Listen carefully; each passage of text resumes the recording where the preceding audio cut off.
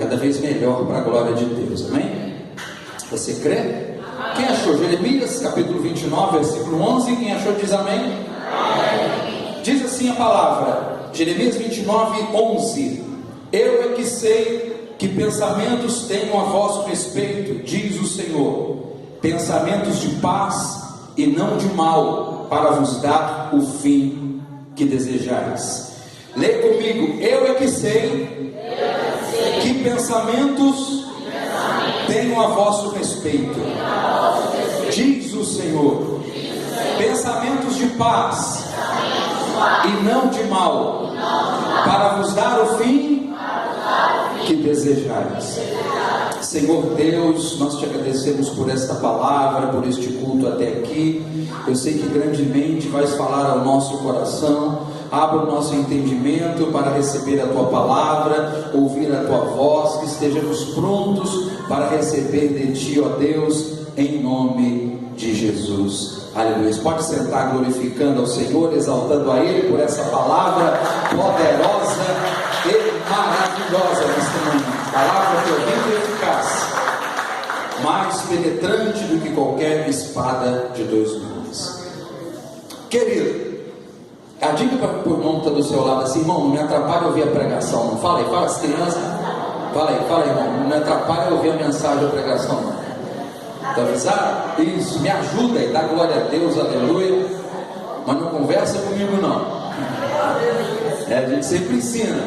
Quando alguém, durante a mensagem, durante o culto, ele conversa com outra pessoa, ele atrapalha não só ele mesmo, além de um desserviço para si, ele está aqui para servir a Deus, mas além dele não fazer isso, ele ainda atrapalha quem está do lado, na frente e atrás, né? Vamos lá, gente. Jeremias 29, versículo 11, mais especificamente, Deus falando para o seu povo a respeito do que ele queria para eles, certo? O livro de Jeremias, aliás, o profeta Jeremias, ele viveu uma fase muito difícil em Israel. O profeta Jeremias, ele viveu uma época em que as pessoas estavam sendo levadas cativas para a Babilônia. O povo no tempo de Jeremias estava vivendo uma escassez espiritual muito grande. O povo no tempo de Jeremias estava sofrendo de maneira terrível, espiritualmente, financeiramente, familiarmente falando, em todas as áreas. O povo de Deus, a nação do Senhor, estava sofrendo muito naquela época. E aí o povo parava e pensava, o povo começava a questionar a Deus, dizendo: por que, Senhor, estamos nessa situação? Por que nossos pais, por que nossos filhos, por que nós estamos sendo levados para uma terra que nós não conhecemos? Por que, Senhor, estamos enfrentando este momento tão difícil? E eles estavam questionando a Deus no tempo de Jeremias. Eles sempre se perguntavam isso. Chegavam ao profeta, o profeta levava as suas mensagens ao povo, e o povo retrucava com essas perguntas: por quê, por quê, por quê, por quê? Jeremias, ele escreve um livro, tem aí na sua Bíblia, foi denominado Lamentações de Jeremias.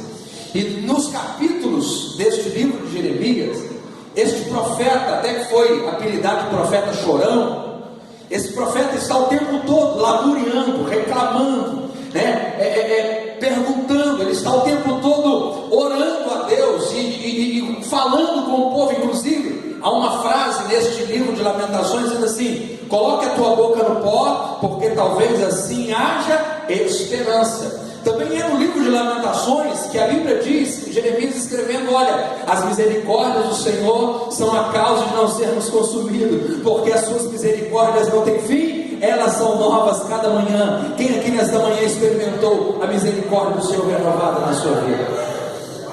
E aí Jeremias ele vai alertando isso, o povo, ele vai dizendo isso para as pessoas, ele vai alertando isso para o povo. O povo questiona Jeremias, Jeremias leva a resposta para o povo. Neste versículo 11 que nós lemos, neste versículo 11 especificamente, a Bíblia diz assim: Deus dizendo para o povo: eu sei os pensamentos que eu tenho a respeito de vós.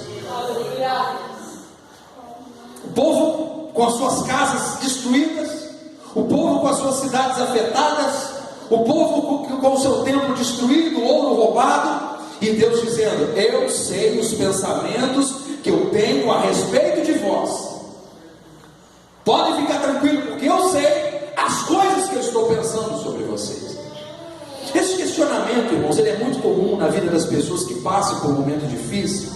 E a pessoa olha para o céu e diz assim: Deus, o que o Senhor está fazendo? Deus, o que está acontecendo na minha vida?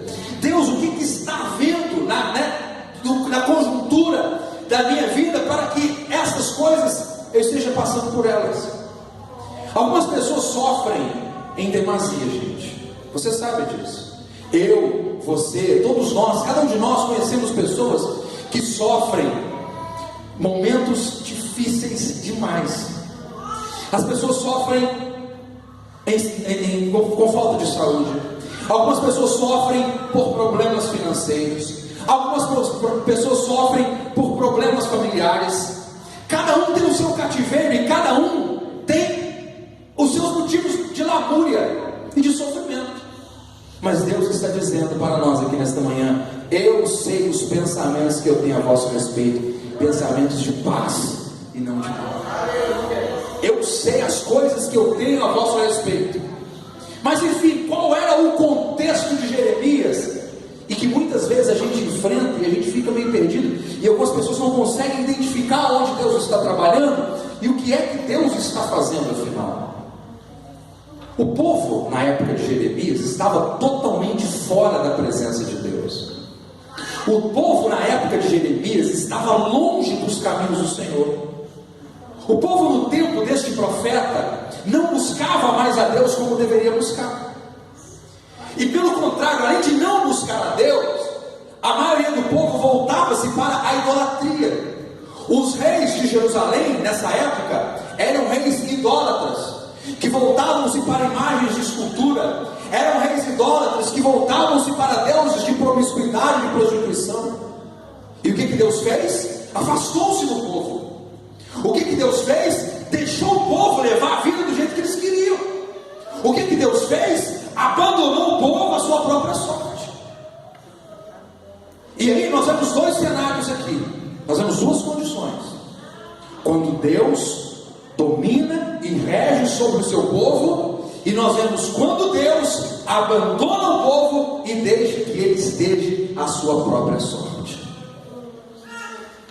A Bíblia diz, eu vou repetir, essa frase é importante: eu sei os pensamentos que tenho a vosso respeito. Quando Deus diz isso, o que Deus está dizendo? Ele está falando: olha, eu tenho um plano para a vida de vocês. Vocês podem ter certeza que eu tenho os meus projetos para a vossa vida. Há duas maneiras de pensar sobre os planos de Deus. Há pessoas que pensam que Deus lança o ser humano no mundo e deixa ele à própria sorte, e diz assim: o que der, deu. Há pessoas que pensam que Deus lança o homem na terra e Deus está totalmente alheio, longe do ser humano, e dizendo: o que acontecer, aconteceu. Se quiser, clame a mim, responder-te-ei. Inclusive, Deus diz também através de Jeremias isso para o povo. E tem pessoas que ficam pensando que Deus lá do seu alto trono está apenas de espectador da vida na terra. Só que não é assim que Deus está. Deus não está de espectador. Agora tem pessoas no outro extremo que estão acreditando que Deus está o tempo todo controlando e manipulando a história do homem. O que você tomou de café da manhã hoje, Deus manipulou para que isso acontecesse se você tomasse o seu café da manhã. Tem pessoas que imaginam, que daqui a pouco Deus vai entrar na mente da dona de casa e vai fazer com que ela vá para o fogão e faça exatamente aquilo que ela vai fazer. Então nem um extremo e nem o outro. Deus não está alheio à vida humana e também não está controlando cada passo que o homem dá. Então quais são os pensamentos que Deus tem a nosso respeito? Deus, irmãos, Ele tem os seus planos para a nossa vida, e a vontade de Deus, ela é boa, agradável e perfeita. Quem crê que a vontade de Deus é boa, agradável e perfeita? Então atenção para isso aqui. Deus tem um plano para a sua vida, e Deus sempre vai escrever alguma coisa para a sua história.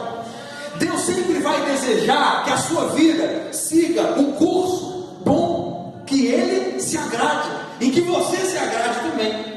Porque se você prestar atenção no texto bíblico, ele diz assim: para vos dar o fim que desejais, pensamentos de paz e não de mal, para vos dar o fim que desejais. Ou seja, não é o fim apenas que Deus quer, é o fim que você quer, é aquilo que você deseja no seu coração. Como diz o Salmo, o salmista escreveu assim: lança no Senhor, né?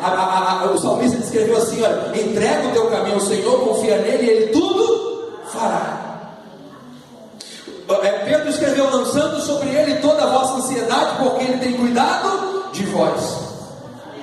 Então Deus, aquilo de bom que você deseja para a sua vida, Deus também deseja, pode ter certeza. E talvez até mais do que isso. Pode ser que os desejos bons que você tem para você foram desejos de Deus lançados no seu coração. Deus tem desejo de sucesso, de bênção, de vitória, de felicidade, de alegria, de saúde para a sua casa e para a sua família, no nome de Jesus. Estes são os desejos de Deus para você, os sonhos de Deus para você, muitas vezes melhores do que você até imagina. Você tem desejo A, Deus tem desejo AA sobre você.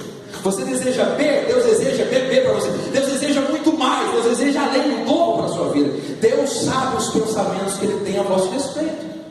Deus conhece os planos que Ele tem para você. Agora, por que alguns planos desses não se concretizam?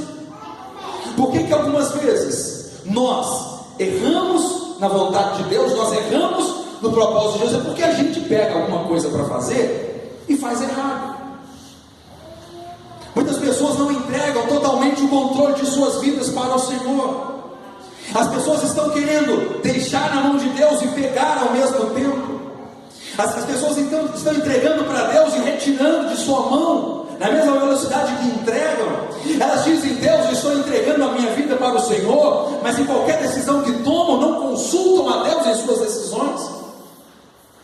E aí Deus não vai se comprometer totalmente com aquela ação que a pessoa está tendo. João capítulo 10, versículo 10, a Bíblia diz assim: o ladrão não vem senão para roubar, matar e... Quais são as três ações do ladrão? Diga: roubar, matar, destruir. Roubar, matar e destruir. Então, na mesma proporção de que Deus veio para fazer os seus planos bons para o homem, o ladrão, Satanás, o mercenário, ele também vem na mesma proporção buscando fazer justamente o contrário: matar, roubar e destruir. Então, se Deus tem um plano para a sua vida, Satanás também tem outro. Da mesma forma que Deus, Ele planeja a vida do homem e deseja paz e bem, como vimos neste texto, o diabo deseja o mal: matar, roubar e destruir. Mas no mesmo versículo, no mesmo capítulo, no versículo 10 de João, a Bíblia diz: mas eu vim para que tenham vida e a tenham em abundância. O desejo de Deus é uma vida abundante para você. O desejo de Deus para a sua vida é um casamento feliz, é um lar feliz, é saúde, é prosperidade, é bênção. Os desejos de Deus são desejos de vitória para mim e para você. Glorifique o nome dele neste lugar. Estes são os desejos de Deus. Eu sei que pensamentos tenho a vosso respeito, diz o Senhor. Eu sei o que eu penso de vocês. Eu tenho planos para a vida de vocês, disse Deus para a nação. E o povo vivendo naquela miséria, e o povo vivendo daquela maneira. Nós que servimos ao Senhor temos experiências com Deus para contar, para compartilhar, para dividir com as pessoas e para dizer para os outros. Eu tenho certeza que se eu desse a oportunidade para falar aqui nesse microfone, algumas pessoas, vários de vocês diriam: olha, a minha vida antes de Jesus era assim, mas depois que eu entreguei a minha vida para Jesus, tudo mudou e a minha vida está diferente, graças a Deus, para a glória de Deus. A vida de uma pessoa, ela é dividida entre antes e depois de Cristo E aliás, antes e depois de Cristo, até a história da vida humana é dividida. As pessoas dizem, né? Fulano de tal, que disse isso antes de Cristo, depois de Cristo. A história da vida humana, a história humana é dividida antes e depois de Cristo. E pessoalmente falando também, as pessoas são totalmente mudadas, transformadas a partir do momento que entregam as suas vidas para Jesus. Porque no momento em que eu levanto as minhas mãos e entrego a minha vida para Ele, eu estou dizendo: Senhor, Tu és o dono da minha vida, o Senhor é o proprietário da minha vida, o Senhor faz comigo o que o Senhor quiser, o Senhor age comigo da maneira que o Senhor quiser agir, o Senhor direciona a minha vida do jeito que o Senhor quiser direcionar, o Senhor vai fazer aquilo que o Senhor acha que deve fazer. E eu não posso desconfiar de Deus e ficar leva e traz os meus projetos, os meus planos para a mão de Deus o tempo todo. Isso eu deixo na mão de Deus, depois eu tiro. Isso eu coloco na mão de Deus, depois eu pego de volta. Assim eu faço de acordo com o que Deus quer, do outro jeito eu não faço, porque eu acho que do jeito que eu fizer vai ficar melhor. Eu não posso ficar neste coloca e tira da mão do Senhor. Eu não posso ficar entrega e puxa de novo. Eu preciso de verdade entregar as minhas mãos ao Senhor, a minha vida ao Senhor, confiar nele e crer que de fato Ele tudo fará. E crer que de verdade Ele vai tomar o controle da minha vida. Quando a Bíblia diz em Mateus capítulo 6 sobre a ansiedade, Mateus capítulo 6, o evangelista, de maneira sábia e dirigida pelo Espírito Santo, ao registrar a história de Cristo, ele vai dizendo ali, naquele capítulo, sobre entregar, sobre os cuidados desta vida. E ele diz o seguinte, inclusive, que nenhum de nós pode acrescentar um côvado à sua estatura, nenhum de nós pode dar um passo a mais, daquilo que lhe está determinado. E aí, Jesus, ele dizendo para o povo, registrando Mateus, a Bíblia vai nos dizer que o Senhor Jesus Cristo, Ele diz que para nós lançarmos sobre Ele as solicitudes desta vida. Não vos preocupeis com o que é a vez de comer, com o que é a vez de beber, com o que é a vez de vestir, porque o vosso Pai que está nos céus sabe que vocês precisam de todas essas coisas.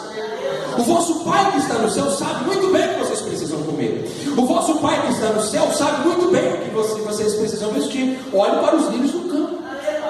Olhe para os lírios do campo. Eu digo para vocês, Jesus falando, que nem Salomão em toda a sua glória se vestiu como os lírios do campo. Olhe para os passarinhos. Os passarinhos não semeiam, os passarinhos não colhem, mas o vosso Pai que está nos céus dá comida para eles todos os dias. Os passarinhos não passam fome. Quanto vale mais vocês do que os pássaros? Pergunta o Senhor. Quanto vale mais vocês do que os pássaros? É a pergunta de Jesus para as pessoas que estavam ouvindo aquele discurso naquele dia, no Sermão da Montanha. Vocês valem muito mais do que os pássaros. Vocês valem muito mais do que os lírios do campo.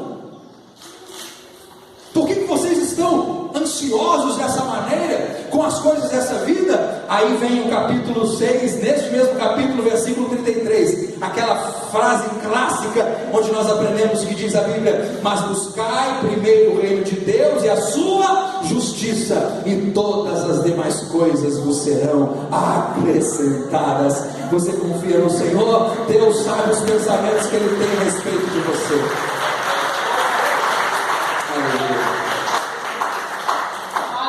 Busque primeiro o reino de Deus e a sua justiça. As outras coisas Deus vai acrescentando. E aí é confiar e depender do Senhor. Porque confiança, irmãos, em Deus é um dos maiores desafios que Deus dá aos crentes. Porque a gente é estimulado a planejar a nossa vida. A gente é estimulado a se preocupar com o amanhã. A gente é estimulado, aliás, o estilo de vida do homem, ainda mais do homem moderno, ele exige do ser humano muito planejamento, muita eficiência, muita cobrança, e a gente se cobra muito isso, e a gente vive uma vida desgastada, muitas vezes emocionalmente. A gente se cobra a ser perfeito, Aí eu tenho que ser perfeito. Aí eu preciso estudar até 2 horas da manhã. Aí eu preciso acordar cedo para trabalhar. E aí a gente vive um estímulo de vida muito desgastante, até mesmo emocionalmente. A gente se desgasta demais. Eu repito, a gente se desgasta fisicamente, emocionalmente, familiarmente. A gente se desgasta socialmente, fisicamente e espiritualmente. Mas o Senhor está aqui nesta manhã nos dizendo: lance sobre Ele toda a vossa ansiedade, porque Ele sabe os pensamentos que Ele tem a vosso respeito. Lance, deixe ao cuidado do Senhor, porque Ele sabe o que Ele vai fazer, e Ele sabe muito bem, muito melhor do que você talvez imagine. Ele sabe muito bem e conhece cada caminho da nossa vida, irmãos. Eu sei os pensamentos que eu tenho a vosso respeito, pensamento de paz e não de mal. Aleluia. Você pode ter certeza, meu querido, toda vez que você deixou a sua vida no controle de Deus, Ele trouxe ela até aqui, e Ele veio para te dar vida e vida com abundância. Ele tem sustentado você até hoje e vai continuar fazendo isso. Ansiedade, preocupação, fadiga, estresse, pensamento acelerado, a cabeça não consegue descansar, a mente não consegue relaxar, e a gente mal termina o domingo já pensando na segunda. A gente já fazendo conta do 10º dia que vai receber o 13º, você está no segundo pagamento. Em fevereiro ainda já está projetando o gasto do 13º. E a gente vive uma vida assim, afoita. A gente vive uma vida afoita, enquanto Jesus, irmão, senta para discursar para 5.000 pessoas, ele não está preocupado nem que essas pessoas vão comer. Sabe por quê? Porque depois, na hora que ele termina de pregar, ele chama um menino com 5 pães e 2 peixinhos e faz 5.000 pessoas comerem, porque Ele é o Deus de milagres, Ele é o Deus de toda provisão, Ele é o Deus de todas as coisas. Aleluia.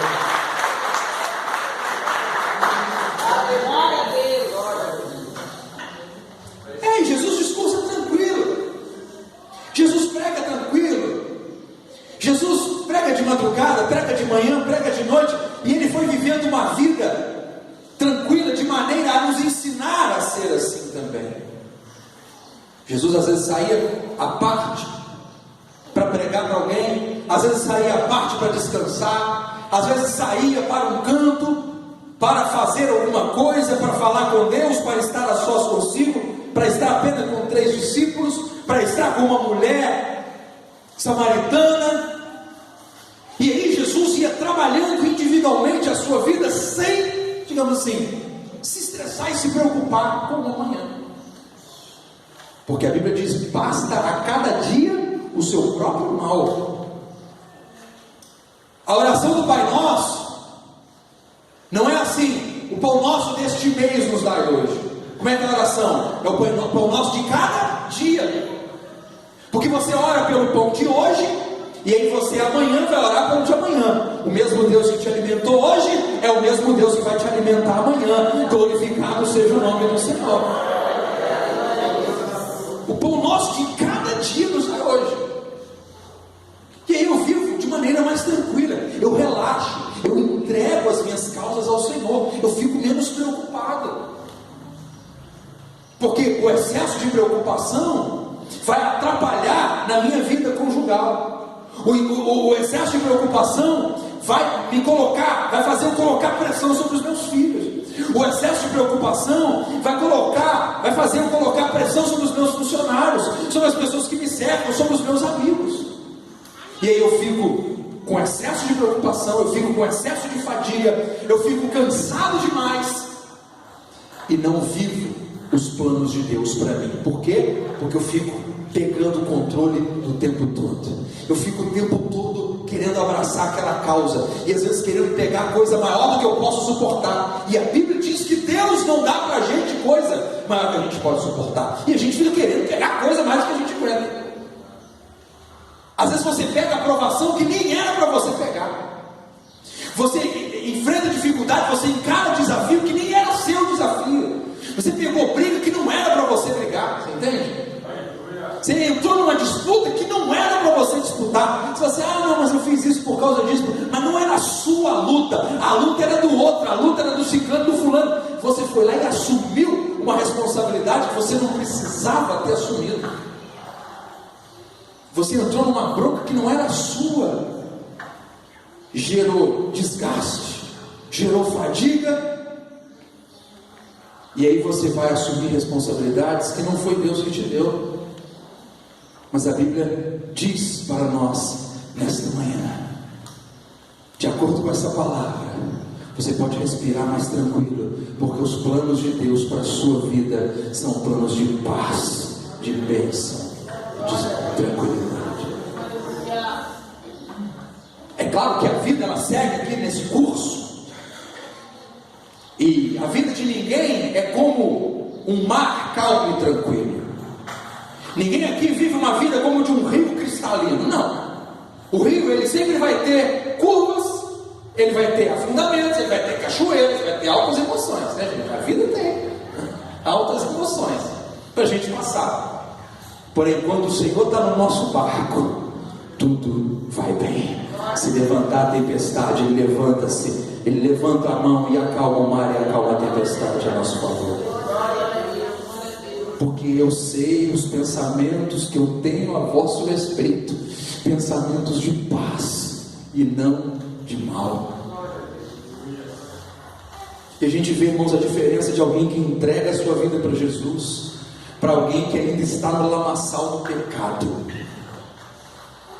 A gente percebe a igreja, né, que atende muitas pessoas que ainda não são crentes, e aliás este é o papel da igreja, atender pessoas que ainda não entregaram a sua vida para Jesus, para que essas possam conhecer a Cristo como seu Salvador. A gente que atende as pessoas, conversa com as pessoas, prega para as pessoas, a gente começa a perceber como que a pessoa, parece que ela mesma se enrola numa teia de aranha, num emaranhado de pecados e de problemas. Você conhece, você sabe do que eu estou falando. A pessoa se envolve num emaranhado, eu vou repetir, de pecados e problemas que ela mesma arruma para a própria vida. Não foi uma pedra que Deus colocou, não foi um impedimento que Deus deixou ali, não. A pessoa arrumou um pecado que ela não devia ter carregado, uma ação que ela não devia ter feito, uma decisão que ela não precisava ter tomado. E aí a pessoa sofre com aquilo e passa momentos difíceis, porque saiu do propósito de Deus. Mas a Bíblia diz que bem-aventurada é a nação cujo Deus é o Senhor. Bem-aventurada a casa cujo Deus é o Senhor. Bem-aventurada a família se o seu Deus é o Senhor da sua família. Porque aí a gente não carrega essas coisas, a gente confia em Deus. Porque o amor de Deus não é seletivo. O amor de Deus, ele não é apenas direcionado a pessoas, a indivíduos. O amor de Deus é para todos. Porque Deus amou o mundo de tal maneira e deu o seu Filho unigênito, para que todo aquele que nele crer não pereça, mas tenha a vida eterna. Ou seja, Deus ama a todos e deseja que todos entreguem as suas vidas a Ele. E nesta noite você tem a oportunidade, nesta manhã você tem a oportunidade de fazer isso, de entregar a sua vida a Jesus, de tomar uma decisão de dizer assim: Senhor, a minha vida estará cada dia mais e mais nas tuas mãos, no teu cuidado, para que os teus planos de paz se cumpram em mim. Vamos nos colocar de pé, queridos? Coloque-se de pé neste momento. Vamos orar inclusive por pessoas que precisam de ter a sua vida resgatada, resgatada do mal, resgatada do pecado. Cadê os meninos para me ajudar? Vamos orar, vamos pedir a Deus que resgate as pessoas do lamaçal, do erro, que resgate as pessoas, né, da lama que elas estão, e tragam essas pessoas para o altar do Senhor. Vamos cantar aquela que fala do amor, ousado amor. Vamos cantar o ousado, vamos cantar o ousado amor, vamos cantar o ousado amor, gente. Quem precisa de uma oração por um familiar que tem que entregar a vida para Jesus, Você vai colocar o nome do seu familiar no altar de Deus agora. Você vai colocar assim, você vai vir aqui à frente e vai orar assim: Senhor, eu estou orando nesta manhã pelo meu marido, pelo meu filho, pelo meu casamento. Vem aqui à frente e a igreja vai estar orando com você aqui agora, em nome de Jesus. Venha à frente, vamos orar, venha e vamos estar clamando por essas pessoas que precisam de salvação, essas pessoas que precisam da libertação, pessoas que precisam de perdão dos pecados, pessoas que precisam entregar a vida para Jesus, porque Deus tem planos bons para essas pessoas. Deus tem planos bons para a sua casa, Deus tem planos bons para a sua família. Aleluia. Antes de falar, sobre mim. Vamos orar, povo de Deus. Vamos clamar ao nome do Senhor nessa manhã. Tudo tem sido bom. Vamos pedir ao Senhor neste momento para que Ele faça milagre, para que Ele visite o seu casamento, para que Ele visite a sua família,